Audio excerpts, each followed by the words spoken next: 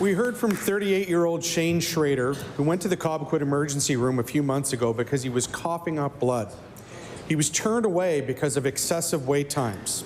He says the waiting room was packed with people lined up and nowhere to go. He drove home and blacked out within 30 minutes. This happened while this government dithers on its long-promised expansion of the Cobequid Health Centre. How is it acceptable that someone with life-threatening symptoms was turned away, and when will this government finally deliver the Cobequid expansion they promised? I recognize the Honourable Minister of Health and Wellness.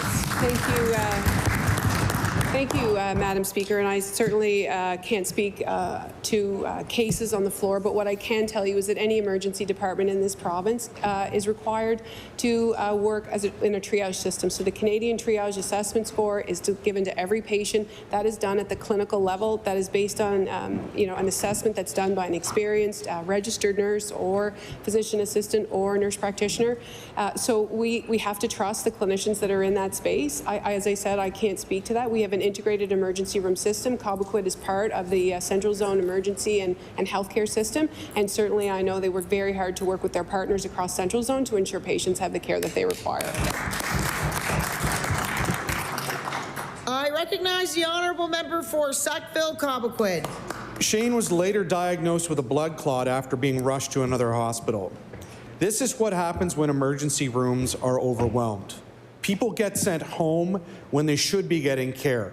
Incredible healthcare workers are doing everything they can, but the system is stretched too thin. After 5 years of promises, we don't even have a timeline for when or if the Cobequid Hospital will finally be expanded and upgraded.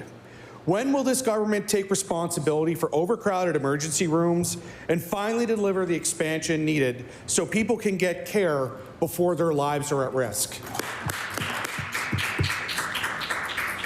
Before I recognize the Honourable Minister, I ask that everybody turn their phone to silent. I recognize the Honourable Minister of Health and Wellness.